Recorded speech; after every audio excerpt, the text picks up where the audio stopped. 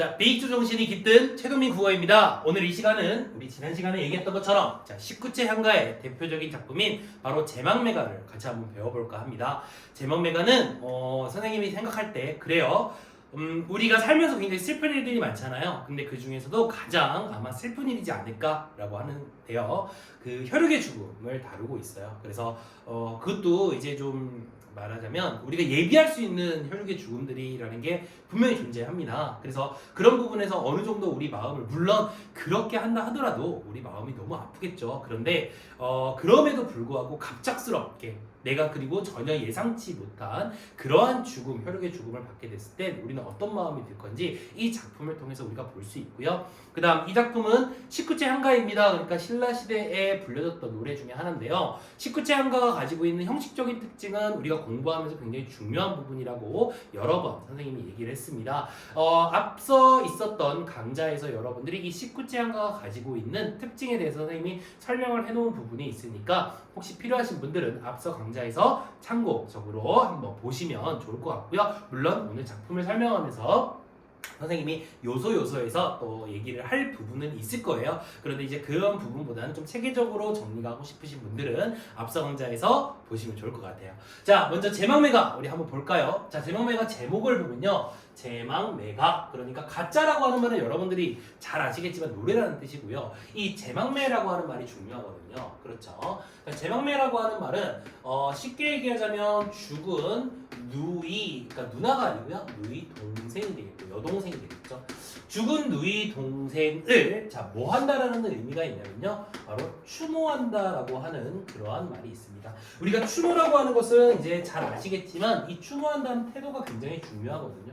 쉽게 얘기하자면 죽은 사람을 다시 한번 떠올려 보고요. 다시 한번 그리워하는 것을 우리는 추모라고 이야기를 합니다. 보통 우리가 어떤 사람 이제 돌아가신 분들을 기릴 때 묵념이라는 걸 하잖아요. 그 묵념의 시간 동안 우리는 그분을 다시 한번 떠올리고 생각하는 시간을 가진다라고 하는 의미가 있어요. 그런 것처럼 이 추모의 정사는 죽은 누이 동생을 다시 한번 떠오르게 된다라고 하는 거잖아요. 그러니까 이 추모의 정서에서는 이런 것들이 담겨질 수밖에 없겠죠. 자, 어떤 게 담겨졌을까요? 바로 죽은 누이 동생이 있으니까 화자는 일단 기본적으로 굉장히 슬플 거라는 겁니다. 슬픔을 가지고 있을 거라는 것이고요. 그렇지.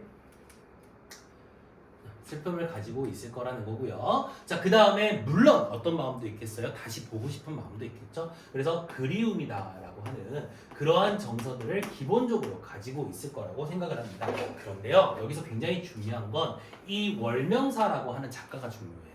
월명사라는 작가는 왜 중요하냐면 월명사라고 하는 사람 자체가 어떤 의미가 있다 이런 게 아니고요. 이 사람이 어떤 사람이냐가 굉장히 중요합니다. 월명사는요, 바로 승려입니다.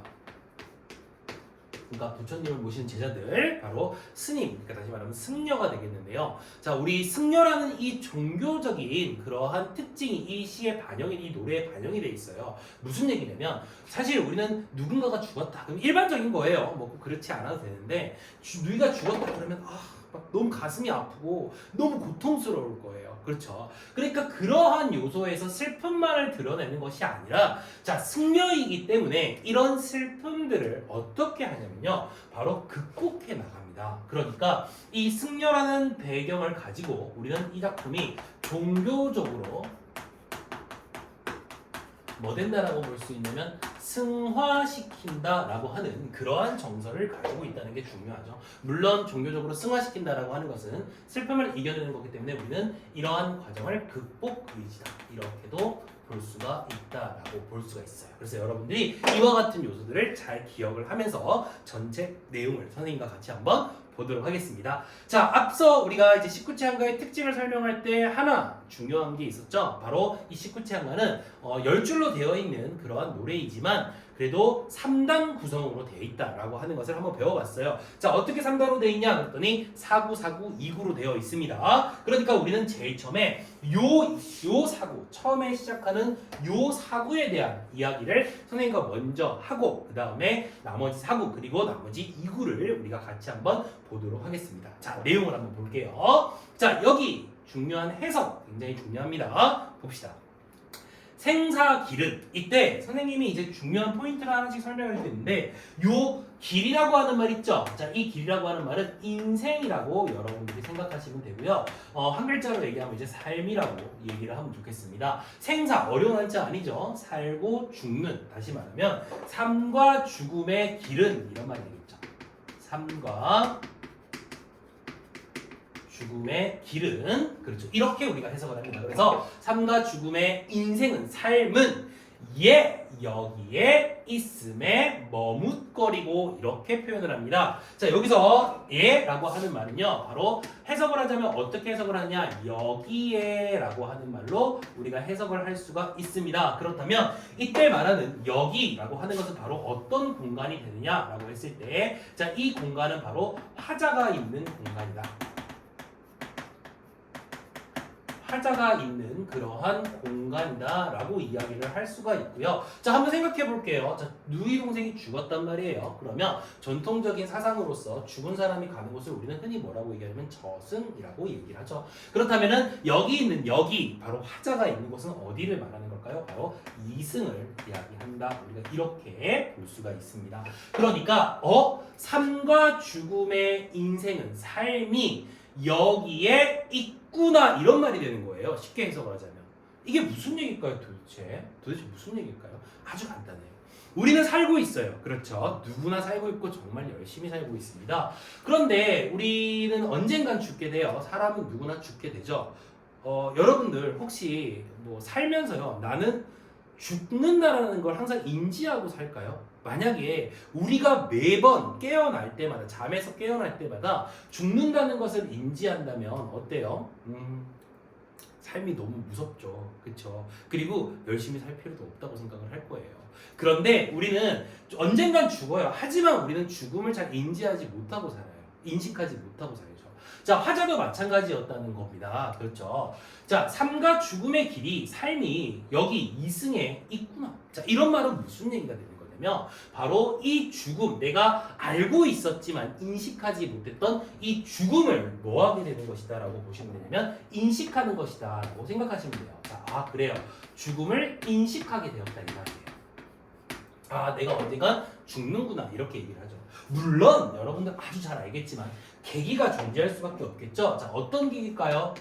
계기, 원인, 이유가 뭘까요? 바로 시적 화자의 가장 대표적인 상황인 누이 동생의 죽음이겠죠.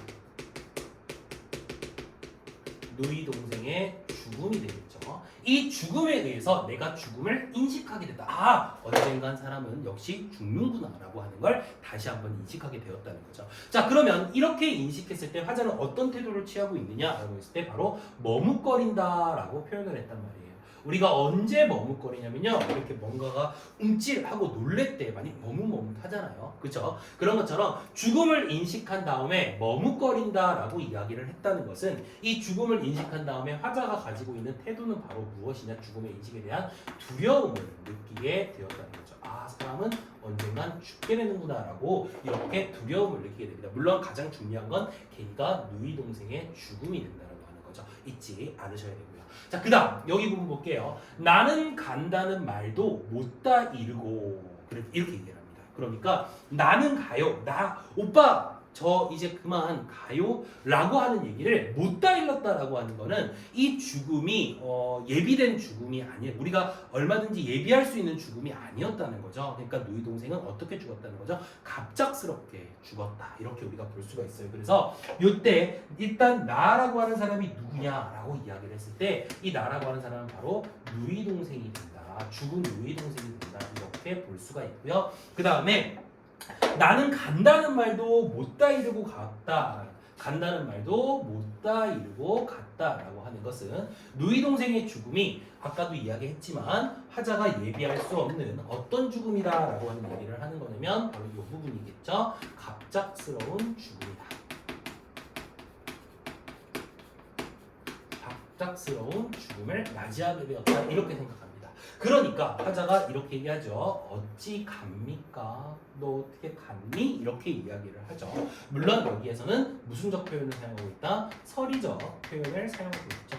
누이 동생이 갑작스럽게 갔어요 라고 하는 이야기를 우리에게 던져주는 거죠. 그러면 여기에서 어찌 갑니까에서는 갑작스러운 누이 동생의 죽음에 대해서 어떤 태도를 취하고 있느냐라고 하는 걸 우리가 볼 수가 있겠죠. 바로 안타까움을 나타낸다. 이렇게 우리가 볼 수가 있습니다. 자, 이와 같이 우리가 본 이 사구까지 처음에 1부부터 4구까지의 내용은요, 큰 맥락에서는 여러분들이 보시면 아시겠지만 누이 동생 때문에 죽음을 인식했고 화자는 거기에 대해서 두려움을 느끼게 됩니다. 그리고 누이 동생이 어떻게 죽었냐라고 했을 때 갑작스럽게 죽어갔고요. 그리고 그것을 안타깝게 생각하는 화자의 태도를 우리가 볼 수가 있다는 거죠. 자, 그렇다면 그 다음 사구로 한번 가봅시다. 자, 이번엔 이제 5구부터 8구까지의 내용을 한번 들여다볼 텐데요. 자, 선생님은 개인적으로 이 구절이 굉장히 중요하다고 생각을 합니다. 왜 그러냐면 물론 여러분들이 나중에 이제 선생님이랑 현대시도 같이 한번 배우는 기회가 생기면 같이 얘기를 해보겠지만, 현대시 같은 경우에도 여러분 현대시는요 사실 고전시가 보다는 굉장히 다양한 표현상의 특징이나 다양한 내용들을 다루고 있어요. 그런데 이 고전시가는 물론 왜 그러냐면 노래나 시 같은 건 점차적으로 세월이 흘러가면서 또 뭐예요? 발전이라는 걸 하잖아요. 그래서 현대시가 조금 난해해요. 그런데 이 고전시가도 나름대로의 자기네들의 표현상의 특징들을 나타내는데 아무래도 현대시에 비하면 좀 미흡한 경우가 좀 있죠. 물론 뛰어난 부분도 있습니다. 그런데 이 19째 한가 중에서 우리가 제망매가라고 하는 작품이나 또는 이제 나중에 배우겠지만 창기파랑가라고 하는 작품들은 도대체 왜 이렇게 우리 문학사에 중요한 역할을 하는지 그거에 대해서 언급을 해보자면요. 이래요. 사실 요 구절 때문입니다. 문학사적으로 굉장히 인정받는 뛰어난 표현, 문학적 표현이다라고 본다라고 하는 거죠. 그 이유가 뭐냐면 보통은 자기가 어떤 감정을 드러낼 때 직접적으로 드러내는 게 포인트예요. 그냥 우리 누이 동생이 죽었다, 나 슬프다, 우리 뭐 나중에 보면 알겠지만 다시 만나고 싶다, 이렇게 얘기를 해야 되는 것이 원칙적으로는 이제 우리가 일반적인 사람들인데, 이 노래를 만드는 사람들이나 시를 쓰는 사람들은 문학가들이잖아요. 그래서 이러한 뛰어난 표현이 아주 나타난다라고 하는 거예요. 그럼 도대체 이 구절이 어떻기 때문에 뛰어나냐라고 했을 때요, 아주 간단하게 여러분들에게 정리를 해주면 이와 같은 말을 우리가 할 수가 있다는 거죠. 바로 뭐냐면, 자, 누이 동생, 그러니까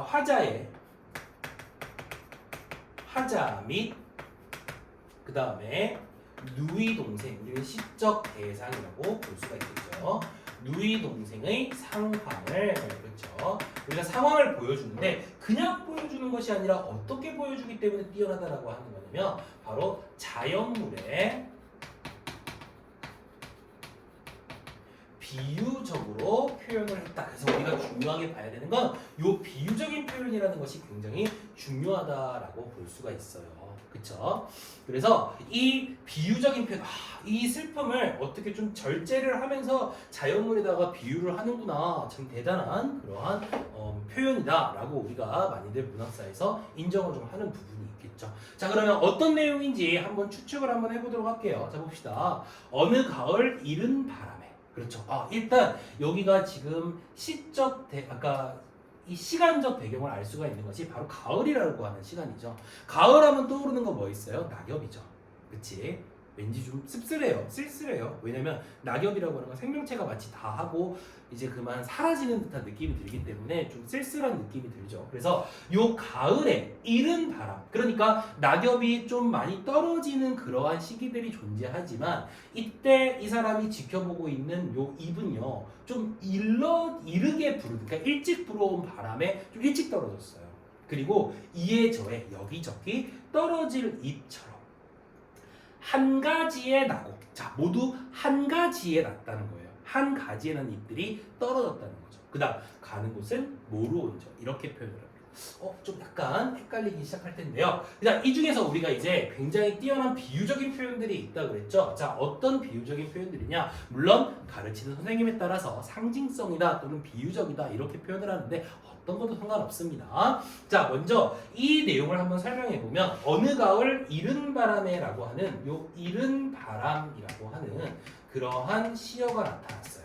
자, 이른 바람은 뭐냐? 아까도 말했지만 일찍 불어오는 바람이에요. 그러니까 원래 떨어질 시기에 떨어지지 않았다는 얘기죠. 그러니까 뭐가 되겠다? 누이 동생이 아주 어린 나이에 세상을 떠났구나라고 하는 걸 이와 같이 이른 바람이라는 걸로 표현을 했다는 겁니다. 그러니까 여기에서는 어떤 의미로 볼 수가 있냐면 바로 누이의 요절, 우리가 요절이라는 말을 주로 쓰는데요.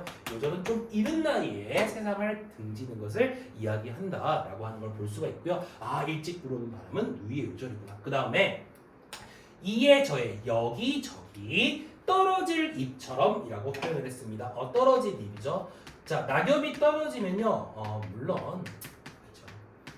언젠가는 다시 그곳에 잎이 나긴 할 겁니다. 봄이 되면. 하지만 가을에 떨어진 잎은 더 이상 이제 생명을 더 이상 유지하지 못하고 이제 죽음의 길로 가는 그러한 의미가 있기 때문에 떨어진 잎은 바로 무엇을 의미하느냐? 바로 누이의 죽음을 의미하게 되겠죠.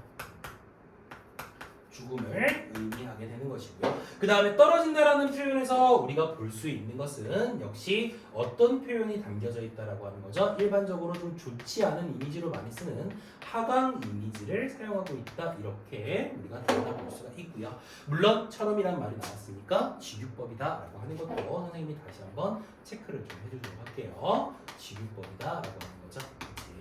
자, 그 다음에 한 가지에 나고 선생님은 개인적으로 이러한 표현들도 물론 뛰어나다고 보지만요, 앞에서부터 이른 바람이나 떨어진 잎이라고 하는 거를 통해서 좀 뛰어나구나 라고 생각을 하지만 개인적으로는 선생님이 이 한 가지에 나고라고 하는 표현을 통해서 굉장히 좀 대단하구나 라는 생각이 좀 들어요. 이 한 가지라고 하는 말은 쉽게 말하자면 잎이 같은 가지에 났다는 얘기가 되는 거예요. 같은 가지에 났다. 이게 무슨 소리일까요? 그렇죠. 화자와 그러니까 누이 동생은 어때요? 한 부모 속에서 태어났잖아요. 왜냐하면 누이 동생이기 때문에 친동생이거든요. 그러니까 한 부모 속에서 태어났다. 이 표현을 어떻게 표현했냐면 우리는 잎인데 둘 다 잎인데 떨어진 잎이고 나는 아직 달려있는 거 봐요. 달려있단 말이에요. 물론 언젠가는 나도 떨어진다라는 표현이 수도 있겠죠. 근데 한 가지에 났다는 건 바로 무슨 얘기냐? 우린 같은 부모다. 같은 부모 속에서 태어났구나, 부모에게서 태어났구나라고 하는 얘기고요. 그 얘기는 곧 이걸 통해서 우리가 알 수 있는 것은 바로 뭐가 되는 거냐면 이 두 사람은 혈육관계다. 혈육의 관계를 가지고 있구나라고 하는 걸 이 부분에서 알 수가 있는 그런 부분이 되는 거죠. 자, 다시 한번 정리해볼까요? 이른 바람은 누이 동생의 요절이고요. 떨어진 잎은 하강의 이미지를 사용한 바로 누이 동생의 죽음이 되겠습니다. 한 가지는 바로 같은 부모라는 거죠. 그러니까 이 구절을 통해서 우리 사람이 이 시적 대상과의 관계를 알 수가 있는 거죠. 바로 같은 부모에서 태어났다. 다시 말하면 혈육 관계이다라고 하는 걸 알 수가 있습니다. 자, 그리고요, 가는 곳 모르죠. 그렇죠. 태어나서 우리가 함께 지냈는데 떠나고 나니 우리 동생 떠나고 나니까 어디로 갔는지 내가 정말 알 수가 없다라고 하는 거죠. 이때 느껴지는 화자의 감정, 가는 곳 모르는 적, 화자의 정서, 바로 뭐가 될까요? 무상감입니다. 무상감이 느껴지고요. 무상감이라는 건 우리가 허무함이라는 걸로 같이 갈 수가 있습니다. 그래서 무상감, 허무함, 다시 말하면 뭐를 느끼냐라고 했을 때 이 부분 내가 좀 쓰도록 할게요. 바로 인생 무상을 느끼게 된다라고 하는 걸 볼 수가 있다라고 하는 겁니다. 자, 이까지 1구부터 8구까지의 내용들을 봤습니다. 어때요? 1구부터 8구까지 내용들을 봤을 때는 전반적으로 누이 동생이 죽은 거에 대해서 굉장히 슬퍼하고 안타까워하고 또 죽음에 대해서 굉장히 두려워하고요. 또는 허무함까지 느끼는 전체적으로 부정적인 상황 속에서 부정적인 정서를 좀 드러내는 것 같습니다. 그렇죠. 이런 표현으로 표현을 하긴 했지만 실제 정말 우리가 경험하면 안 되는 일이지만 이러한 일을 경험하게 됐을 때 정말 이런 표현보다는 더 강한 표현으로 우리의 마음을 표현한다 하더라도 도저히 감당이 안 되겠죠. 자, 하지만 아까도 앞에서 처음에 초반부에 이야기를 했지만 월명사라고 하시는 분은 바로 누구다? 승려입니다. 그렇기 때문에 좀 다릅니다. 우리랑 함께 우리처럼 이렇게 슬퍼만 하면 그러한 모습을 보이는 것이 아니라 이것을 앞에서 얘기한 것처럼 종교적으로 승화시키는 그러한 태도를 보인다는 겁니다. 자, 어떻게 드러낼까요?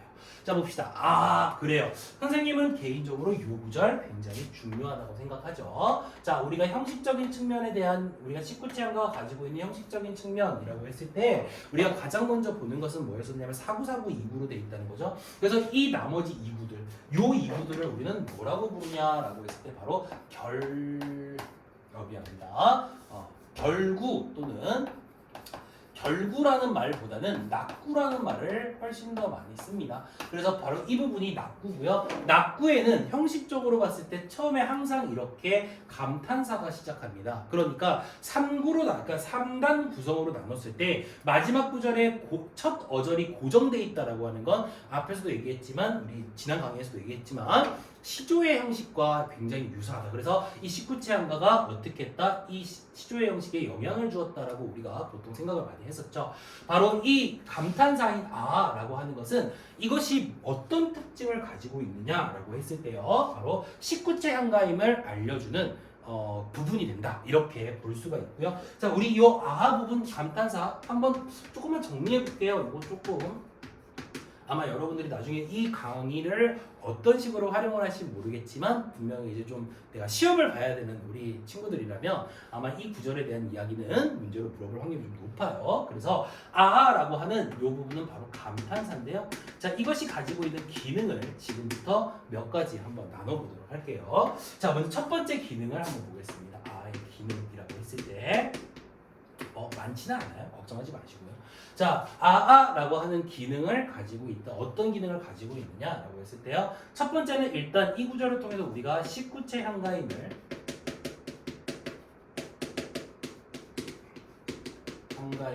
알 수 있는 부분이다. 이렇게 볼 수가 있고요. 자, 그 다음에 두 번째는요. 감탄사라는 게 뭡니까? 어떤 정서를 직접적으로 표현하는 것이 아니라 정말 짧고 임팩트 있게 표현을 하는 거잖아요. 그죠? 그런 것처럼 이 식구체 한가에는 바로 화자의 정서가 집약되어 있는 부분이다. 이렇게 우리가 볼 수가 있어요. 볼까요? 화자의 정서, 뭐 감정이라고 해도 상관은 없습니다. 정서, 감정, 화자의 정서를 집약하는 부분이다라고 하는 걸 볼 수가 있고요. 집약한다는 얘기는 가장 잘 보여준다는 얘기예요. 그리고 세 번째로 한번 가봅시다. 자, 식구체 한가라고 모두 다 이 세 번째 형태가 가지고 있는 게 아닙니다. 이건 제막매가에만 가지고 있는 특징인데 때로는 우리가 시를 보다가요. 처음에 나타났던 감정이 그대로 끝까지 다 이어지는 그러한 노래들, 시들이 있어요. 그런데 이 제막매가는 우리 아까 앞에서 봤지만 주위 동생의 죽음, 슬픔, 안타까움 이런 것만 계속 얘기를 했어요. 그러다가 이 부분 뒤부터 이제 좀 달라져요. 태도가 달라져요. 그래서 어떤 부분이다라고 이거는 이제 제막매가에서만 나타나는 부분인데 어떻게 나타난다는 특징이 있냐면 바로 시상을 전환한다. 시상을 전환하는 그러한 요소다. 이렇게 우리가 볼 수가 있어요. 그때 중요한 건 시상이라고 하는 것은 시의 전개를 말하는 거거든요. 그러니까 시의 흐름이 시가 흘러가는 것이 바뀐다는 얘기예요. 그럼 어떻게 바뀌냐? 간단하게만 설명을 하자면 슬픔을 나타내다가요.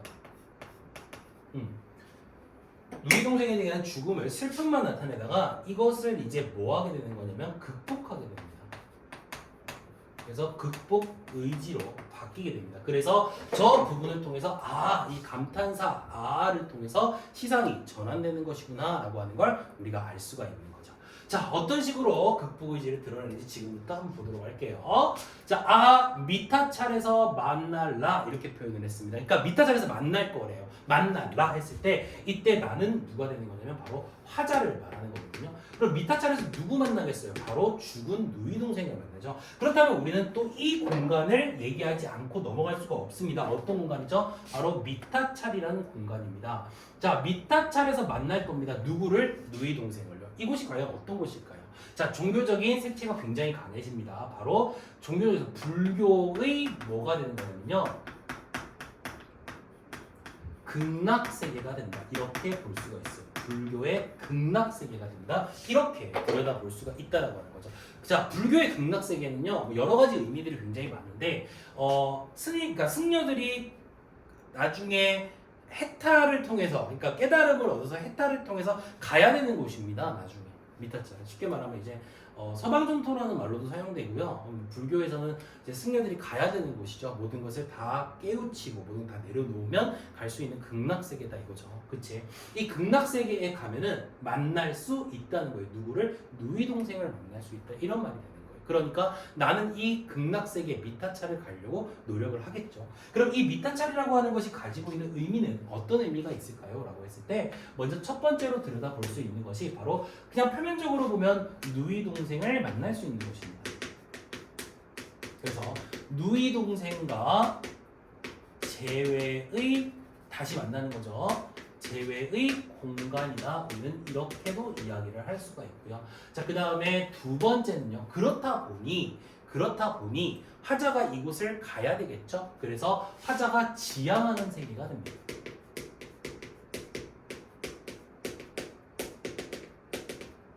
지향하는 그러한 세계가 되겠죠. 그렇지? 그래서 우리는 이것을 그냥 이상향이라고 이야기를 할 수가 있다라고 하는 것이 될 수가 있겠죠. 자, 그러면 이 극락세계는 어떻게 가느냐? 누이 동생 어떻게 갔어요? 죽은 다음에 갔죠. 그렇죠? 그럼 화자도 뭐 생후가 사후에 갈 수 있는 곳이기 때문에 죽어서 다른 세계로 또 간다고 했으니까 여기에서는 불교의 극락 세계다라고 하는 걸 봤을 때 여기에서는 이제 불교에 다시 태어나는 것 무슨 사상이 담겨져 있다고 볼 수 있냐면 윤회 사상이 여기에 반영되어 있구나라고 하는 걸 알 수가 있고요. 이 미타찰이라는 공간은 바로 누이 동생을 만나서 지금의 슬픔을 극복할 수 있는 그러한 공간이다라고 볼 수가 있고, 자, 이곳에 가려면 어떻게 해야 돼요? 승려들이 극락세계 가려면 깨달음을 얻고 해탈하기 위해서 뭐 해야 됩니까? 열심히 공부해야 되죠. 그것을 우리는 뭐 한다? 돛닦는다 이렇게 표현하죠. 그래서 돛닦아 기다리겠노라 이렇게 표현을 합니다. 그러니까 이런 거예요. 정리해볼게요. 슬퍼요. 내가 누이 동생을 잃어서 너무 슬퍼요. 근데 열심히 돌을 닦으면요, 내가 누이 동생을 언젠간 극락세계의 미타차에서 만날 수 있어요. 그럼 나는 진짜 열심히 뭐 하겠어요? 돌을 닦고 기다리고 있어야겠죠. 그러면 내가 언젠가는 미타차에 갈 것이고, 그러면 미타차에서 누이 동생과 함께 만날 수 있다는 거죠. 그래서 내가 너무 슬프지만 나는 아직 할 일이 있어! 라고 생각을 하는 것이 바로 이겁니다. 돛닦아 기다리겠다. 누이 동생을 만나기 위해서 내가 열심히 도를 닦아 미타차로 가야겠구나. 그러니까 어떻게 이것을 이겨내냐면 종교적으로 승화시킨다 이렇게 표현을 해요. 무엇을? 슬픔을 종교적으로 승화시키는 그러한 태도가 나타나고, 앞에서도 얘기했지만 바로 극복 의지가 드러난다 이렇게 볼 수가 있습니다. 그리고요, 예전에 선생님이 어떤 문제에서도 한번 봤는데, 좀 뭐라 그럴까, 좀 약간 좀 놀란 게 있었어요. 그러니까 나 선생님은 그냥 강사를 처음에 했을 때는 이 제망매가를 가르칠 때 종교적으로 승화 극복이집니다 라고만 설명을 하고 끝냈거든요. 근데 여기에는 또 다른 해석이 들어가, 그러니까 뭐 같은 건데 좀 다른 측면으로 해석이 가능하더라고요. 그러니까 약간 움찔하고 놀랐는데, 이게 뭐냐면 미타차는 극락세계고 극락세계를 가는 거는 승려들이 해야 되는 일이잖아요. 그리고 도루 닦는 것도 역시 승려들이 해야 되는 일이에요.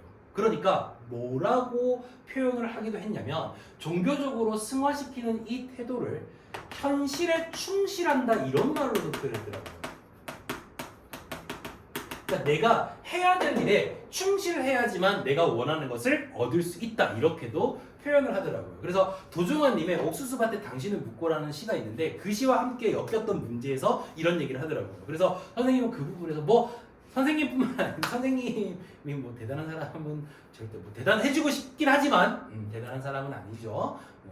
선생님보다 훨씬 더 뛰어난 선생님들도 훨씬 많으실 텐데 그런 선생님들도 이런 설명을 하실 거예요. 근데 선생님은 이 부분이 되게 좀 놀랬어요. 저렇게도 생각을 할 수 있겠구나 라고 하는 생각에 좀 그 당시 좀 어렸을 때였는데 좀 그래요 하면서 수업을 할 때마다 항상 이 부분을 애들한테 좀 강조를 해요. 야, 이렇게도 해석할 수 있지 않을까? 라는 얘기를 합니다.